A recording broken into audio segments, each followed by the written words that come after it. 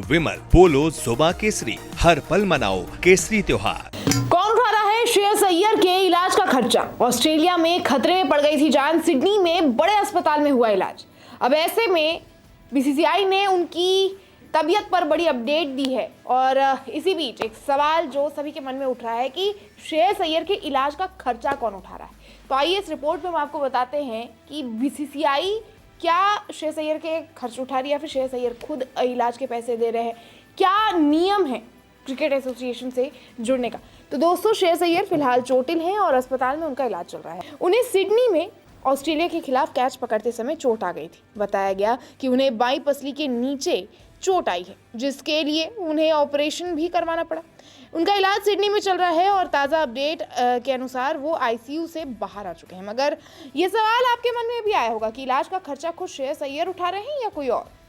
तो आपको बताते हैं कि नियम क्या कहते हैं बीसीसीआई से एक बार जुड़ने के बाद। दोस्तों, जब भी किसी विदेशी टूर पर कोई प्लेयर चोटिल होता है तब उसकी मेडिकल जांच का खर्चा बीसीसीआई खुद उठाती है।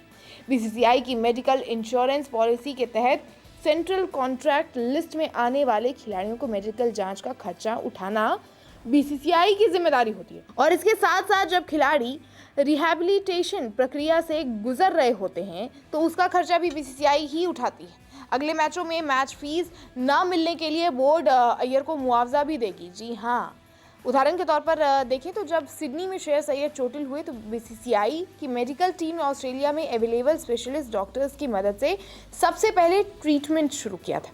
चोट से रिकवर करने के लिए खिलाड़ियों को बेंगलोर में स्थित नेशनल क्रिकेट एकेडमी एनसीए में रिहैब की सुविधा दी जाती है। इसके लिए खिलाड़ी को खुद कोई खर्चा नहीं उठाना होता है। और सेंट्रल कॉन्ट्रैक्ट लिस्ट में नहीं आने वाले खिलाड़ियों की अगर बात करें तो भी इंश्योरेंस पॉलिसी है, लेकिन उन्हें इतनी सुविधाएं नहीं मिलती। अब दोस्तों, श्रेयस अय्यर की अगर बात की जाए तो उन्हें जान का खतरा बताया जा रहा था, क्योंकि आंतरिक जो उनकी ब्लीडिंग थी वो काफ़ी ज़्यादा बढ़ गई थी और उसके वजह से उनकी हालत काफ़ी ज़्यादा गंभीर हो गई। इसके लिए उन्हें आईसीयू में भी भर्ती होना पड़ा। उन पर साउथ अफ्रीका के खिलाफ ओडीआई सीरीज से बाहर होने का खतरा मंडरा रहा है। हालांकि अब दोस्तों, India versus south Africa ODI series 30 नवंबर से 6 दिसंबर तक खेला जाना है। अब ऐसे में ये भी हो सकता है कि 1 महीने का प्रॉपर एक गैप बन रहा है। अब ऐसे में अगर श्रेयस अय्यर ठीक हो जाते हैं तो वो मैच को ज्वाइन कर सकते हैं, टीम इंडिया का हिस्सा रह सकते हैं। लेकिन हाँ, अभी तक जिस तरीके से उनके हालात देखे जा रहे हैं, खतरा मंडराते हुए दिख रहा है। वो टीम का हिस्सा होंगे या नहीं, इस पर एक बड़ा सवाल है।